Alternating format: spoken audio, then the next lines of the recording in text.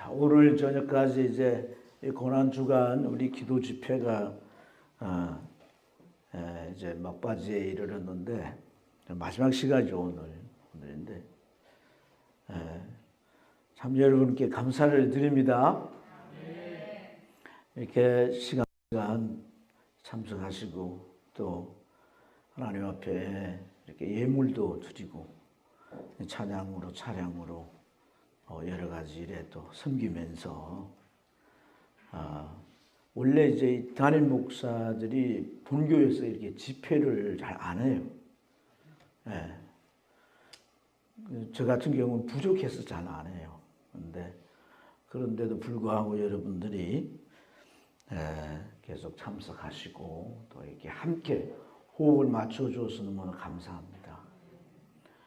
근데 이제 우리가 어쨌든 이 집회를 통해서 좀 우리의 말씀 가운데서 우리 신앙이 이렇게 주님의 진리 안에서 확실하게 이렇게 세워지는 그런 은혜가 있어야 할 줄 믿습니다. 그래서 말씀을 우리가 듣고 정말 이거는 내 삶에 정말 적용해야지 된다.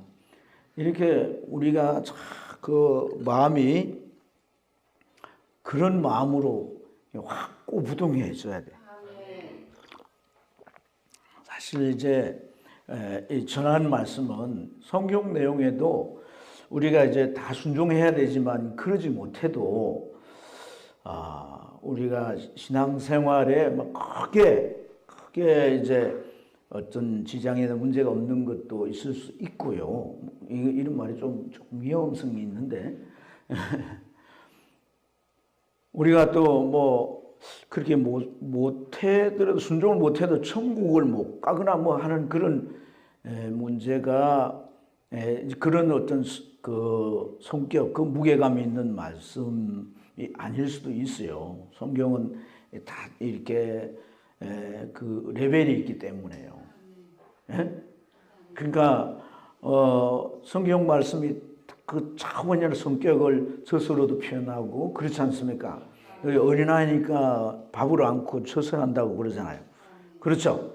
밥으로 또 너희 단단한 식물을 먹으면서 오해 말씀을 너희가 정말 경험하고 하나님 앞에 옳은 삶을 이렇게 순복하며 세우는 이런 차원을 얘기해요. 그래서 이제 우리가 하나님의 말씀을 이렇게 다양하게 듣지만 사실 우리가 화요일부터 나눈 이 십자가의 도에 대한 말씀들은요, 우리 신앙생활에 빼놓을 수가 없는 거예요. 아멘. 그래서 이 십자가를 보면 내 죄가 예수님을 통해 심판받은 정표라고 하는 확고부동한 생각이 있어야 돼요. 아멘. 영원한 속죄를 이루는 것이었다. 죄로 인하여 심판이라고 그랬잖아요. 심판은 죄의 마지막 죄를 마지막 종결하는 처벌이란 말이에요. 심판이라는 용어가 그런 거예요. 더 처벌할 것도 없어요. 더 이상. 아멘. 그래서 영원한 속죄라고 그런단 말이에요. 근데 우리가 살아가는 기간이 남아있으니까 그 가운데 우리가 범죄를 하면 하나님께서 정말 버리지 않는 이상은 징계하셔서 바로잡는 거거든요. 이런 개념까지 우리가 발전시켜서 이해해야 된단 말이에요. 또 하나는 주님이 십자가에서 죽으셨을 뿐 아니라 처절한 형벌을 당해 그 형벌은 곧 우리의 저주를 다 담당하신 것이라 그랬어요. 저주. 여러분, 이 저주 문제가 간단한 문제가 아닙니다. 여러분. 저주는 율법의 저주이기 때문에 율법을 어겨서 받는 저주거든요. 문제는 그 저주가 내가 이겨낼 수가 없어요. 감당할 수 없어요. 더 큰 문제는 내 자녀들에게, 자손들에게 되물려진다는 거예요. 저주를 벗어날 인간은 아무도 없어요. 돈도, 자기의 권력도, 지식도, 어떤 것도 내 인생에 주어져 닥쳐오는 저주를 피하게 할 수 없단 말이에요. 그런데 주님께서는 십자가에서 형벌을 받으신 내 저주를 다 담당해 주셨다는 거예요. 그래서 이제는 저주가 아니라 내 삶에 문제가 찾아온다면 그건 죄로 인하여서 회개치 않으니까 징계하는 것이지 저주가 아니란 거예요. 아멘입니까? 그래서 저는 우리 가정에 그 믿음의 생활 속에 있었던 그게 뭐 하루아침의 일이 아니잖아요. 오랜 세월을 지나면서 1대, 2대, 3대 이렇게 지나오면서 겪은 일들을 이제 처음담을 여러분들 알려드렸어요. 알려드렸단 말이에요. 여러분 정신 차려 신앙생활을 해야 돼요. 아멘입니까? 네? 저주가 뭘로 바뀌어서 징계로 바뀌어서 오더란 거예요. 근데 그 생명은 데려가서 천국에 갔겠죠. 저주가 아니니까. 그래서 그 아픔은 실로 표현할 수가 없는 거예요. 잘 믿어야 되는 거예요. 신앙생활 잘해야 되는 거예요. 그래서 어떻게 해야 됩니까? 나를 부인하고 나의 정과 욕을 십자가에 못 박아야 되는 거예요. 자기를 극복하지 못하니까 눈에 보이는 거에 물론 그게 잘못되고 문제가 있지요. 목회자도 그럴 수도 있지요. 근데 그걸 기도하거나 아니면 그걸 믿음 안에서 해결하려고 하지 않고 그게 자기 옛 자아의 방식으로 정과 역으로 그걸 해결하려고 하니까 그것으로 말미암은 죄들로 말미암아 그런 정말 불상사가 오더라는 거예요. 그래서 이 신앙생활이라고 하는 것은 우리가 무슨 관념 속에 있는 관념의 세계의 어떤 것이 아니라 실제적인 거란 말이에요. 실제적인 거. 당장 내 발등에 이렇게 불 떨어지듯 안 왔다고 해서 상관없는 것처럼 그렇게 살면 안 된다는 겁니다. 언젠가는 정말 도적같이 찾아올 수 있는 거예요. 번개같이 내 앞에 들이닥칠 수가 있는 거예요. 그때는 손 쓸 수가 없는 거란 말이에요. 예? 그래서 제가 인터넷 보면 구원의 마지노선이 어디입니까? 젊은 아이들이 그런 질문을. 그래서 이 질문 자체가 틀렸다고 생각해요. 질문 동기가 아주 불순하다고 생각해요. 예, 구원 잃지 않고 내가 세상에 적당에 이 발을 걸치고 저 발을 걸쳐서 이렇게 세상 사람들과 다를 바 없이 그렇게 살겠다는 거예요. 그건 주님께 대하여서 아주 비겁한 행동이에요. 자기 생명까지 아끼지 않고 주신 주님에게 어디 그럴 수가 있냐는 말이에요. 예? 사람이 자기에게 절실한 도움을 주면요, 그 사람 평생 은혜를 잊지 못하고 그 사람 말이면 무슨 말인지 다 따르고 그러대요. 우리가 인간관계 속에서 주님이 우리에게 주신 것과 비교할 수 없는 그런 뭔가를 좀 내가 절실하다고 그거 받았다고 해서 그 사람에게 아주 은혜를 입어가지고 평생 그 은혜를 갚지 못할 사람처럼 그렇게 살면서 우리가 받은 바 이 은혜가 얼마나 막중하고 큰데 그런 발상을 가지고 동기를 가지고 신앙생활을 하겠다는 거예요. 참 어리석은 거죠. 어리석은 거. 아멘입니까? 그래서 여러분 부인한다라고 하는 것은요 생각이 바뀌어야 되는 거예요. 생각의 전환. 따라합시다. 생각이 바뀌어야 된다. 생각이 확실하게 이 생각으로 딱 잡아져야 된다는 거예요. 무슨 말이냐면 부인 무슨 부인이에요? 무슨 부인? 옛자아를 부인하는 거라고 그랬죠. 옛자아. 자아. 표현들은 정확하게 써야 되는 거예요. 자아를 부인하는 거라고. 왜 부인해요? 어떻게 부인이 됩니까? 그게 지금 살아서 올라오는데 왜 부인을 할 수 있는 거예요? 우리는. 성도들은 그게 법적으로 부인이 된다는 거예요. 왜 부인이 되는 거예요?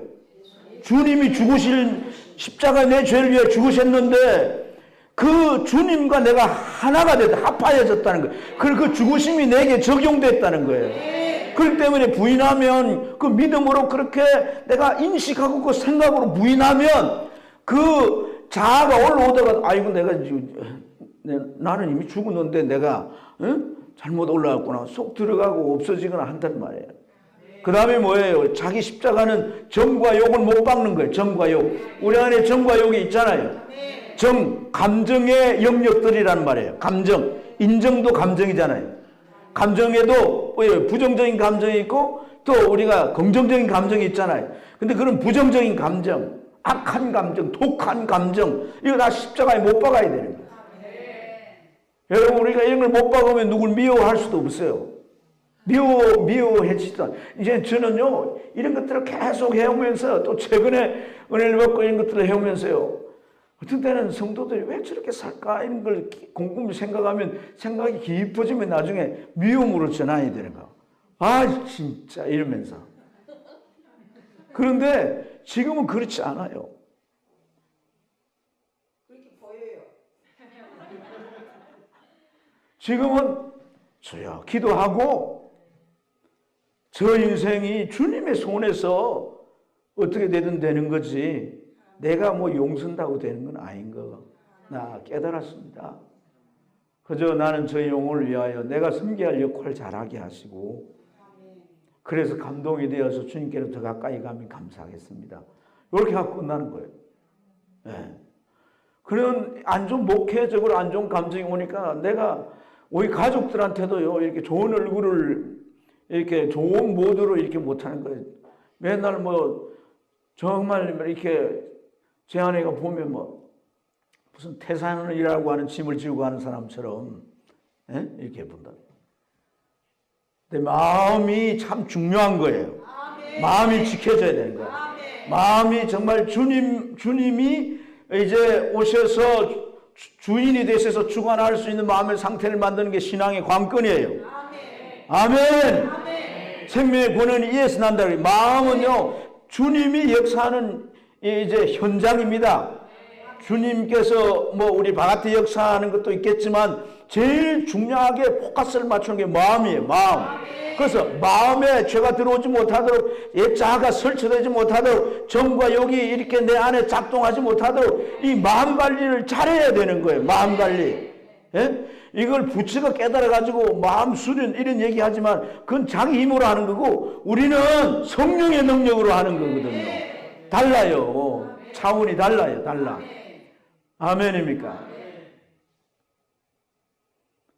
그래서 여러분 우리가 참 이렇게 부인의 콧대를 끼워야 되고 자기 십자가의 콧대를 다 이제 마스크 벗어보세요. 콧대를 끼웠는가? 옆 사람 한번 확인해. 콧대를 끼워졌어요? 끼워졌으면 아멘. 아멘. 무슨 아멘은 두고 봐야지. 네. 그래서 여러분 좀 오늘 저녁은 우리가 금요 집회니까 내가 그렇게 길게는 안 할게요. 네. 걱정부터 하셔가지고. 네.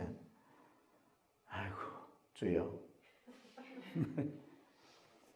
물 한 잔 마실게요.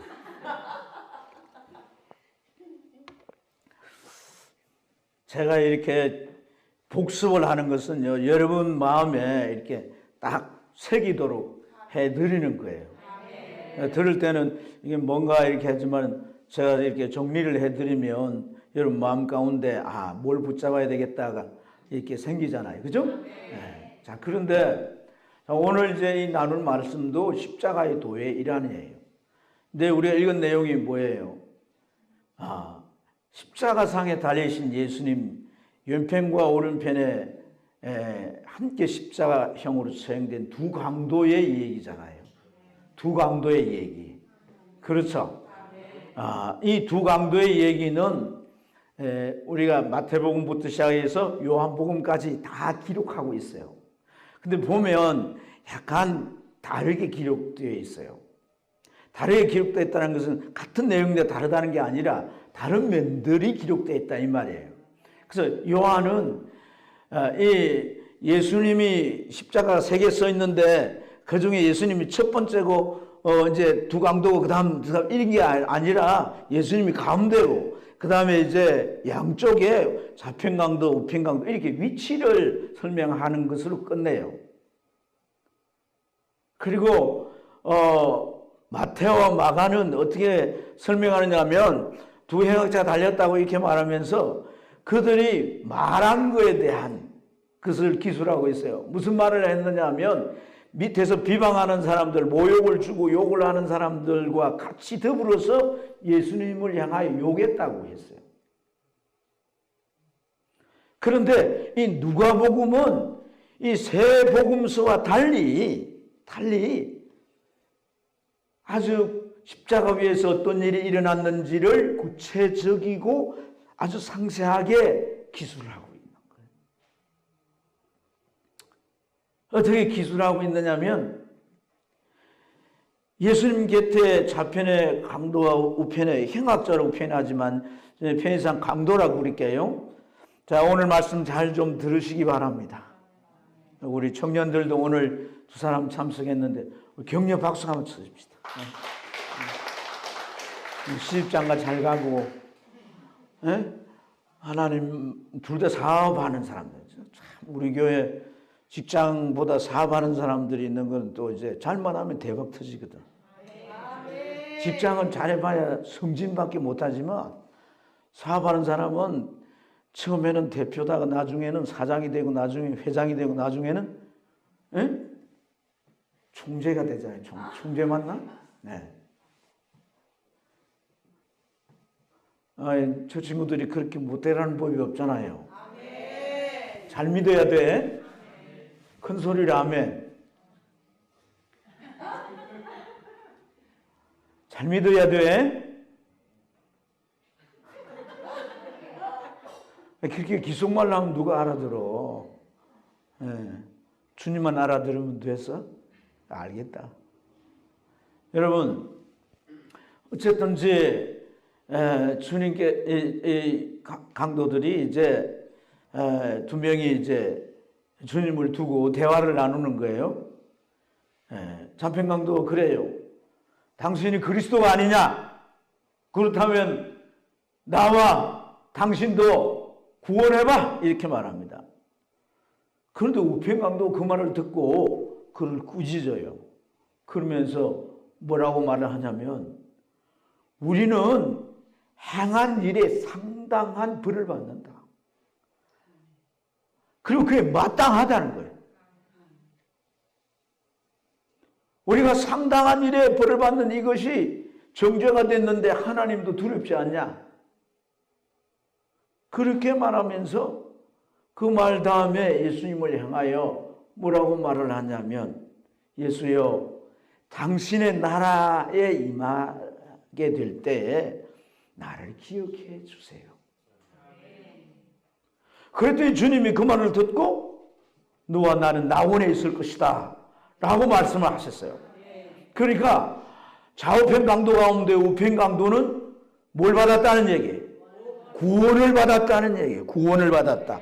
할렐루야. 구원을 받았다는 거예요.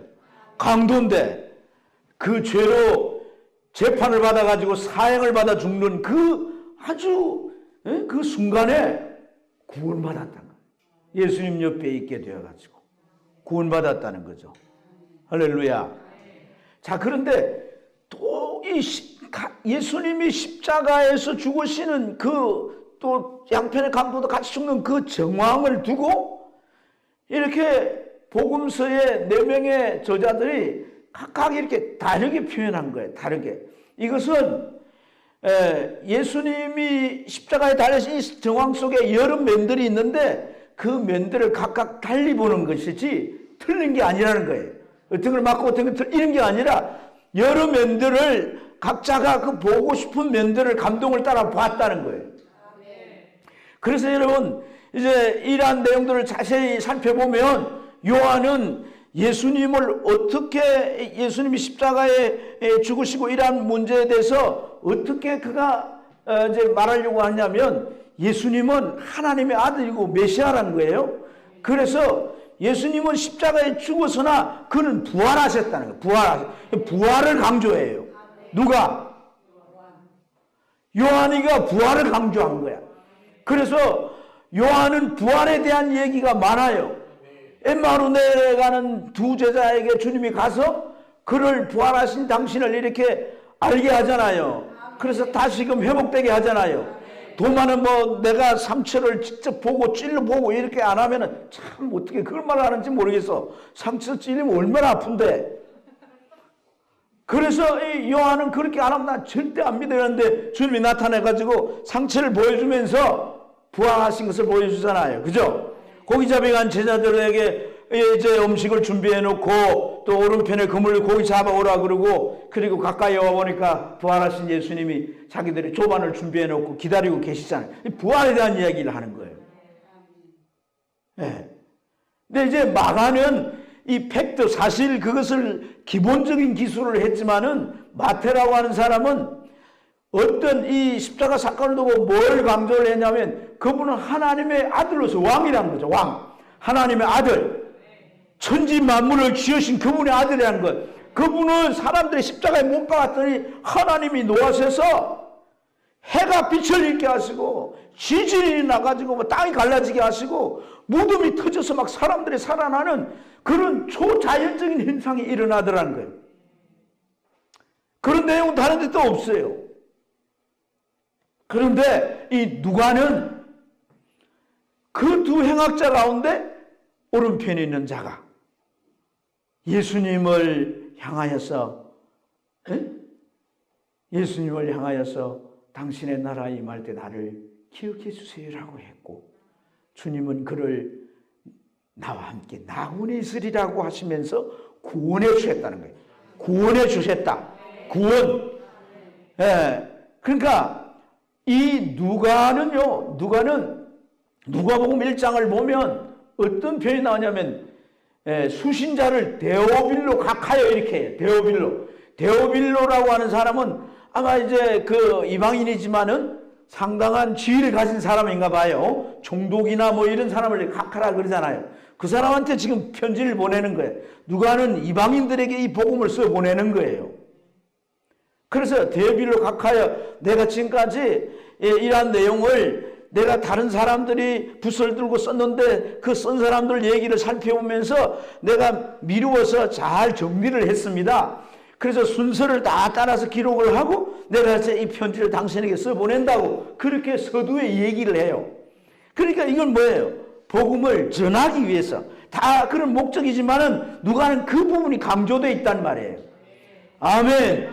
그러면 여러분 다른 기자들이 그냥 예수님의 그 죽으신 장면에 충실하고 자기들이 원하는 장면을 기록했지만은 유독 이 누가는 이 우편 강도가 구원받았다라고 하는 사실을 덧붙여서 첨가했었다라고 하는 것은 누가는 이 생명의 복음이 온 이방에 전파되도록 이제 하나님의 그 사도들을 통해 역사했던 사도행전을 기록한 사람이잖아요. 그와 함께 이 누가는 구원에 대한 하나님의 역사를 더 강조하고 있다. 아멘. 다른 이제 저자들이 사도들이 쓰지 않았지만 누가는 그 연편 강도가 구원받았다라고 하는 이 사실을 쓸 수밖에 없었던 것은 주님께서 십자가에 달려 피 흘려 죽으심으로 인간의 모든 죄를 해결하셔서 우리를 구원하셨는데 그 구원을 이루기 위해서 십자가에서 그 처참한 죽음 속에서 그 처참한 고통과 죽음을 당하면서 이 사람을 구원했다는 거예요. 그래서 이 우편 강도는 주님이 그 십자가 사건으로 이루어서 구원받은 제1호인 거예요. 1호. 이 사람을 빠뜨려 놓을 수가 없는 거예요. 아멘입니까?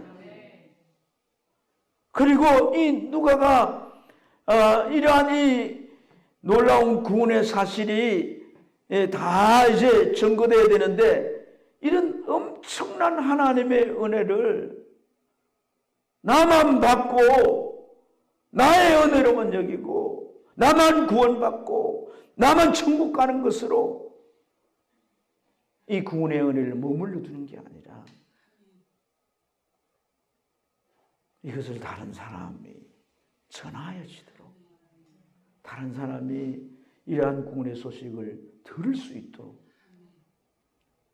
주님이 십자가 위에서 이루신 그 일을 그 일의 목적을 그가 이렇게 전하지 않으면 안 되는 이 누가 마음에 부담이 있었다는 것을 알 수 있습니다. 사랑하는 여러분, 주님께서 그 십자가에서 우리의 죄값으로 심판받아 온갖 피를 흘리시고 당신의 그 생명을 우리 구원하기 위해 주신 이 모든 이 십자가의 도의 진리, 이 복음의 은혜는요, 어떤 그 누구에게라도 다 증거되어야 되고 믿어 구원받을 기회가 되어야 할 줄로 믿습니다. 아멘입니까? 그래서 내가 그 은혜를 받고 이러한 이 은혜에 내가 수혜자라고 한다면 우리는 절대 거기에서 머물러 있어는 안 될 줄로 믿습니다. 그래서 오늘 우리는 이제 누가가 그 우편 행악자가 어떻게 구원을 받았는가 하는 것들을 좀 이렇게 살펴볼 필요가 있어요. 우편에 좌우편에 이제 이 강도들 또는 이제 행악자라고 표현하는데 이제 이러한 이 사람들이 십자가형의 처벌을 받는 거잖아요, 그죠? 근데 이 십자가형은 아무나 받는 게 아니에요. 죄를 지어 다 받는 게 아니에요.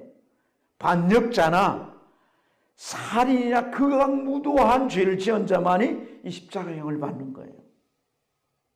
네. 그래서 예수님과 함께 이들이 달렸다는 겁니다.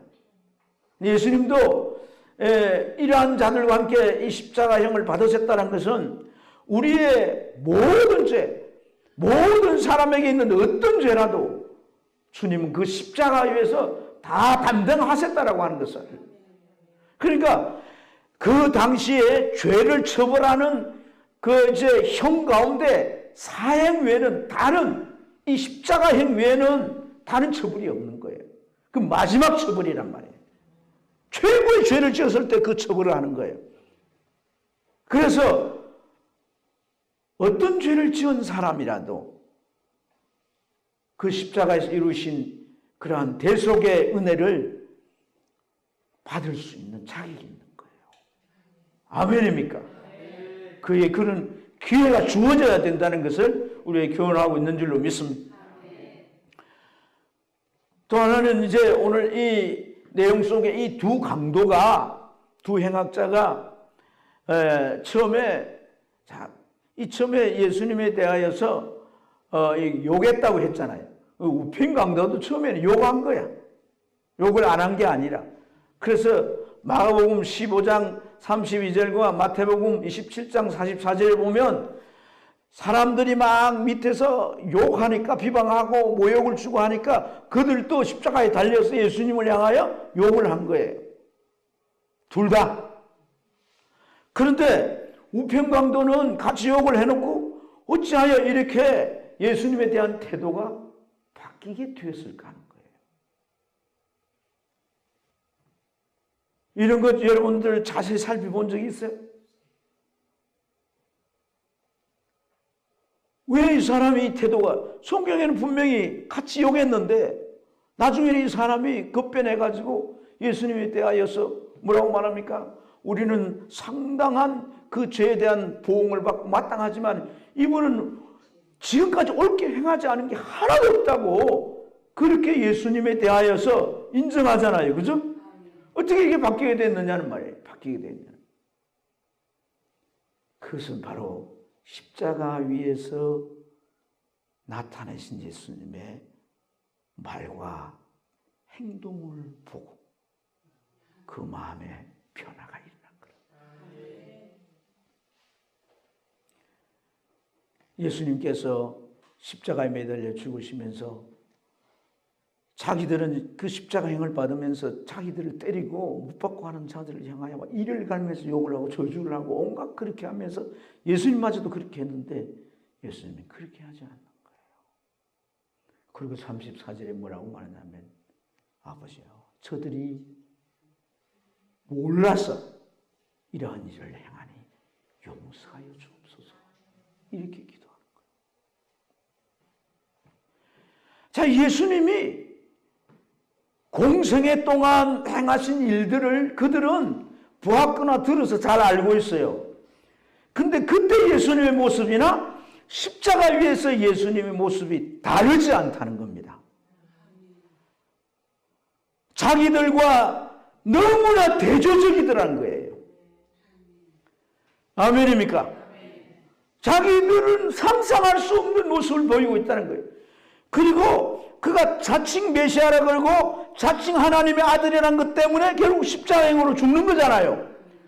그런데 만약에 그가 하나님의 아들도 아니고 메시아도 아닌데 거짓으로 그렇게 했다면 이 십자가 위에서까지 그렇게 쇼를 할 필요가 있겠느냐는 거예요. 근데 십자가 위에서 주님은 여전히 하나님을 향하여 아버지라 그러고, 그리고 자기를 십자가에 못 박는 자들을 향해서 용서해 달라고 그렇게 기도하는 거예요. 이러한 모습을 보던 이제 우편 강도는 이분은 다르구나. 이분 뒤에는 뭔가가 있구나. 뭐 억울하든 어떻게든 십자가행으로 죽는 이러한 문제만이 아니라 이분 뒤에 하나님이 계시고 그분의 세계가 있구나. 그래서 자기들이 지은 죄로 인하여 죽었지만은 이제 그러한 주님의 면면을 보면서 그 마음에 어떤 생각이 드느냐? 두려움이 생겼다는 거예요. 하나님에 대한 두려움이 생겼다고 말하지 않습니까? 그렇지 않습니까? 하나님에 대한 두려움이 생긴 거예요, 이 사람. 십자가행을 받아서 이렇게 죽을 사형을 당할 정도로 이런 아주 형편없는 삶을 스스로 인정하는 그런 삶을 살아왔어요. 만약에 자기들이 하나님이 정말 살아계시고 죄를 짓는 자가 지옥 간다는 사실을 안다면 그렇게 살 수가 없겠죠. 그런데 그들 마음에 지금까지 도무지 그런 마음이 없는 거예요. 하나님에 대한 두려움이 없어요. 천국과 지옥이 있는데도 그들 몰라요. 한갓 지식적으로 알지만은 실제 그렇게 믿는 게 아니라는 거예요. 그렇지만 십자가 위에 예수님을 보면서 갑자기 하나님이 두려워진 거란 말이에요. 아멘입니까? 그래서 뭐라고 말합니까? 당신의 나라에 임하게 되면 나라를 기억해달라고 그러잖아요. 당신의 나라에 임하면 나를 기억해달라. 이게 무슨 말입니까? 십자가 위에서 주님께서 행하신 일련의 모습들과 하신 말씀을 들으면서 하나님과 주님과의 관계와 그분들의 세계가 보여지게 됐다는 거예요. 죄를 지어서 사형을 받는 자신은 이제 천국에 가지 못하면 지옥에 가는데 그 마음에 하나님에 대한 두려움이 엄습되어 오기 때문에 더 이상 예수님에 대하여 욕할 수 없고 욕하는 잡힌 강도를 향하여 꾸짖었다고 합니다. 꾸짖었다고. 사람은 영적 존재이기 때문에 뭔가 코드가 맞아 영적 세계가 열리면 그 세계를 누가 말해주지 않고 가르쳐주지 않아도 스스로 느끼고 알게 되는 거예요. 할렐루야. 더욱이 여러분, 사람이 죽음을 직면하게 되면 평소 살아오면서 이 세상 현세가 전부고 끝이다 라고 주장해 오며 살았던 사람도 들은 말이 있기 때문에 과연 죽음 이후의 세계가 있을까? 그러나 답을 스스로 찾을 수 없기 때문에 그대로 죽기도 하지만은 그런 심각한 내면의 사유작용들이 일어난다는 사실이에요. 십자가 달려서 그가 죽어가는 이런 즈음에 예수님의 모습을 보면서 그가 죽음 이후의 세계를 느끼지 않았겠느냐. 사랑하는 여러분, 오늘 누가가 이 우편 강도가 이렇게 구원받았다는 사실을 기록해서 우리에게 주고자 하는 메시지가 뭐겠습니까? 우리가 정말 이 엄청난 구원의 은혜를 받은 그 은혜를 우리는 좋아하고 기뻐하고 감사하고 끝내서는 되는 게 아니라 그걸 지내야 된다는 얘기입니다. 나를 통해서 그 복음이 다른 사람에게로 건너갈 수 있어야 되는 거예요. 흘러갈 수 있어야 되는 거예요. 전거되어야 되는 거거든요. 아멘입니까? 그래서 오늘 이 십자가의 이 사건 속에서 우편강도와 예수님 사이에 일어난 이 영적인 이 현상은 전도에 있어서 너무나도 중요한 상황임을 우리에게 일깨워주고 있습니다. 무슨 말이냐면 내가 전도하는 저 사람에게 정말 나를 통해서 하나님이 느껴져야 한다는 겁니다. 내 신앙과 내 인격을 통해서 이 사람은 나와는 대조적으로 다르다는 것이 충분히 보여져야 된다는 것입니다. 이 사람이 하는 말과 행동이 정말 그냥 뭐 자기 하는 말에 자기가 책임지고 하는 그런 세상 사람들의 어떤 그 정신력 차원이 아니라 하나님이 보여지는, 하나님이 함께하는 신앙으로 말미암아지는 그런 정말 특별한 결단들과 그 결단으로 자기 어떤 희생이나 어떤 대가 지불을 이제 해야 한다 할지라도 그것을 감수해내는 그런 모습들이 보여질 때 그 상대는 마음의 변화가 일어나게 됩니다.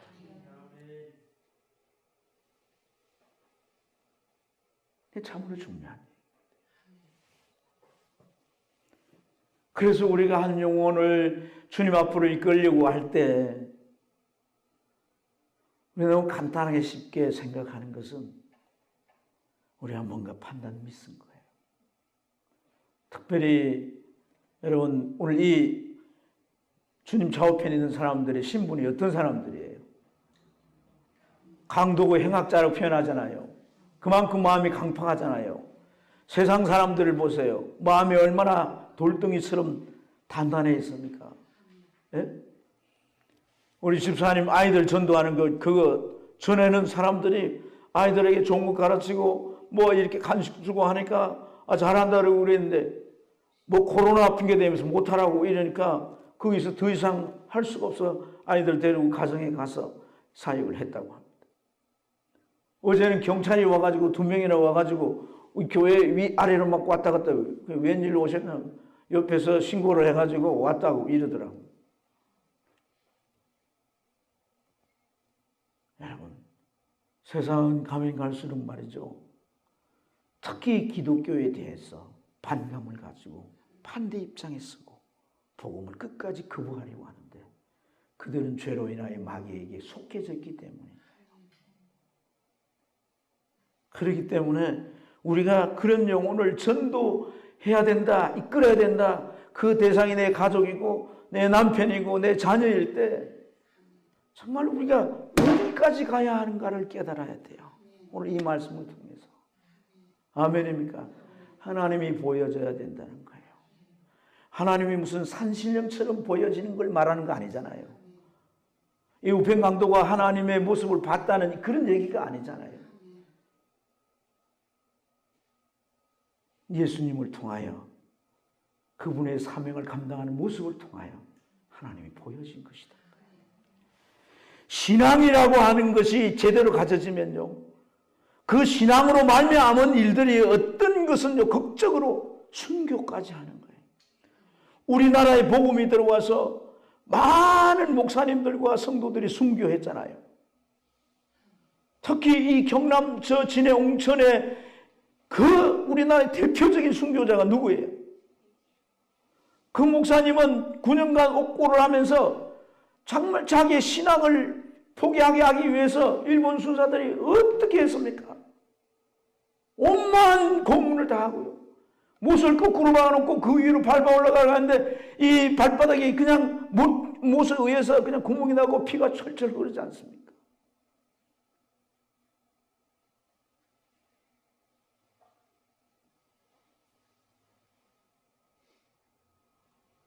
여러분 조선시대에 이제 그 도마서 선교사가 복음을 전하고 그래서 믿는 자들이 생겼는데 대학문이 이 쇄국 정책을 쓰면서 다른 종교가 들어오는 걸 용납하지 못했어요. 한강에다가 예수 믿는 사람들 잡아놓고 목을 치는 거예요.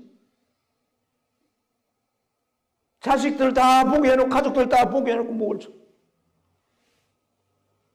얼마나 살구나. 그런데도 찬양하면서 담대하게 순교합니다.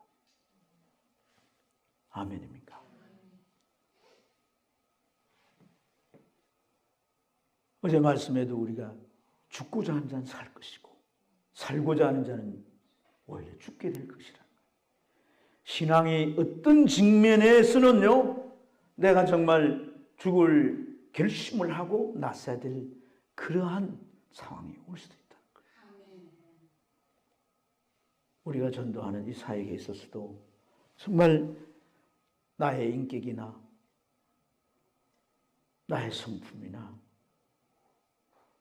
내가 하는 모든 그 행위 속에서 정말 주님이 느껴질 수 있고 신앙의 진면모가 보여질 수 있습니다. 그 사람은 반드시 마음이 움직이게 돼요. 마음이 열려지게 돼요. 구원의 역사가 일어나게 될 줄로 믿습니다. 여러분, 이렇게 이 사람이 주님 앞에 돌아왔는데 주님께서 이 영혼을 너와 내가 너와 함께 나군에 있을 것이다, 이런 말씀을 주님이 하시는데, 이 말씀을 하시는 주님, 이 주님의 마음을 이 상황에서 주님이 정말 어떤 마음을 가지셨는가 제가 한번 이렇게 느껴봤어요. 여러분, 정말 오늘 이런 말씀들이 참 중요합니다. 여러분들을 즐겁게 해드리고 제가 코미디를 하고 막 이렇게 웃겨드리면 참 좋겠지만은, 또 우리가 신앙의 본질에 있어서는요, 정말 우리가 확실히 알아야 될 것들을 바로 볼 수 있는 그런 시간이 되어야 할 줄로 믿습니다. 그래서 주님께서 여러분 지금 십자가에 달려있는 이러한 이 상황을 한번 보세요. 온 세상이 주님을 향해 등을 돌린 거 아닙니까? 어디든 따라가겠다는 제자들이 배신했잖아요. 주님 부인하고 다 도망쳐버렸지 않습니까? 그런데 가족들이 와서 있지만 그 가족들은 주님에게 오히려 힘이 될 뿐이에요. 어떤 도움도 될 수 없어요. 뿐만 아니라 종교 지도자된 대제사장이나 서기관들이나 이제 어떤 군병들까지 주님을 향하여 뭐라고 말합니까? 네가 그리스도냐? 하나님의 아들이냐? 그러면 네가 그 십자가에서 내려와 봐라. 그래서 네가 그리스도인 것을 증명하고 온갖 말로 비방하고요. 같이 달려있는 그런 좌편 강도까지도 예수님 모욕하잖아요. 심지어 말입니다. 하나님마저도 그를 버리시지 않습니까? 그래서 어찌하여 나를 버리시나이까? 주님이 그렇게 시련 가운데 한마디 하신 거 아니겠어요? 전부 다 주님을 버렸습니다. 온 세상이 주님을 버렸습니다. 다 등졌습니다. 그런 가운데 말이에요. 그런 가운데 이 우편 강도가 주님을 인정해 드리는 거예요. 당신의 나라 갈 때 나를 기억해 달라고 하는 거예요. 3년 동안 따라다녔던 제자들도 다 도망가고 등져버렸는데 이 우편 강도가 그렇게 말을 했다는 거예요. 주님이 왜 십자가에 달렸어요? 왜? 십자가에 달린 목적이 뭡니까? 구원이 아닙니까? 구원. 자기 목적에 반응한 이 우편 강도를 보시는 주님의 마음이 어떠세겠느냐. 다 등졌지만 이 우편 강도가 주님의 목적에 반응하는 이 모습을 주님에게 보일 때 주님은 정말 이를 향하여 지체치 아니하고 너와 나는 나군에 있으리라. 이런 놀라운 축복의 말씀을 주신 줄로 믿습니다. 신앙생활을 하면서요, 우리가 무엇에 초점을 맞춰야 할 것인가를 오늘 제가 드린 말씀 속에서 분명히 발견해야 합니다. 주님이 오신 목적이 내가 그렇게 살든 못 살든 그게 포커스를 맞추고 살 때 주님은 정말 나를 눈여겨보실 줄 믿습니다. 그 내가 가까이 오시게 될 줄 믿습니다. 그리고 나와 함께 더불어서 저 천국까지 우리를 이끌어 주실 줄 믿습니다. 이제 여러분, 오늘이 바로 2000년 전에 십자가에 조금 위험에 달려 그렇게 죽으신 시간이 아닙니까? 천국에 계신 주님께서 그때를 만약에 생각하셨다라고 한다면, 그때 이 우편 강도를 통해서 가졌던 그 마음을 주님께서 만약에 기억하고 생각하셨다면, 사랑하는 여러분, 이 땅에 살고 있는 우리들 가운데 누구를 향하여 눈여겨 보시겠느냐는 거예요.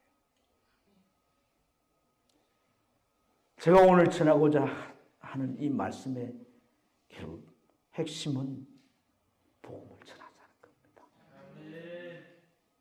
아멘입니까? 우린 첫 시간에 정말 내 죄가 모조리 도말된, 앞으로 내가 지을 죄까지도 다 담당하신 주님의 은혜를 우리가 나누었습니다. 죄로 말미암아 우리가 받을 온갖 저주들도 주님께서 다 담당하셔서 이제는 저주와 상관없는 이러한 복된 삶을 살 뿐 아니라 성령 받아서 그 죄기로 우리가 휩쓸려 가지 않도록 우리를 보호하시고 간섭하시는 그런 주님의 놀라운 은총까지도 같이 나누었습니다. 그래서 우리의 앞날은 어떤 복이 있는 거예요? 아브라함에게 주셨던 그 복이 우리 앞에 놓여 있다라고 하는 놀라운 은총의 비전까지 나누었습니다. 그리고 우리가 주님의 그 뒤를 따르는 그런 삶이 되기 위해서 내 마음의 주님이 주인으로 모셔들기 위해서 나를 부인하고 옛 자아를 부인하고 정과 욕을 십자가에 못 박게 되면 주님이 주인이 되셔서 내 생을 인도해 갈 것이라고 말씀드렸습니다. 오늘은 사명인 거예요. 복음을 왜 살아야 합니다. 복음 전하는 거 힘들죠. 특히 이 시대에 더 힘들죠. 십자가가 뭡니까? 십자가가 신학자들은 케노시스라고 합니다. 케노시스. 케노시스라는 말은 낮아짐 또는 비용을 말하는 거예요. 주님께서 하늘에 하나님의 아들로 계셨지만 이 땅에 낮아졌다는 거예요. 뿐만 아니라 주님은 십자가 지기까지 모든 것을 다 비워버리시고 그 고통을 몸소 담당하신다. 사랑하는 여러분, 하나님의 아들 신이 인간이 되었다. 그보다 더 낮아짐이 어디 있겠어요? 사람이 태어나면 그래도 다 자기 집 안방에서 태어나는데 주님은 짐승의 우리간에 태어나셨고 둘 데가 없어서 그 짐승의 먹이토리 강보에 싸서 뉘어 놓았다고 했습니다. 이보다 더 비어질 부분이 어디 있겠습니까? 그리고 주님은 죽음을 맛보고 무덤 안에까지 들어가셨습니다. 그러나 그런 여러 가지들보다도 더 주님께서 비워지고 낮아지신 것은 바로 십자가라는 거예요. 십자가. 십자가. 십자가. 주님이 오셨을 때 동방 박사들이 예물을 드리기도 하고요. 또 목자들이 와서 찬양을 올리기도 하고 천사들도 하늘의 영광이요 땅에는 평안하고 얼마나 대단했습니다. 주님께서 죽으셨을 때 아리마다 요셉이 자기 무덤 내에 놓고 그게 그 시신을 받아야 십자가에서는 다 등등이었습니다. 가장 비참해진 모습이 아니겠습니까? 그게 케노시스란 겁니다. 사랑하는 여러분, 우리가 정말 내가 낮아져서 나를 다 비워서 복음 위에 한 영혼 위해서 그 영혼을 구원할 수 있다면 우리는 이보다 더 중요한 일이 없음을 깨달아야 합니다.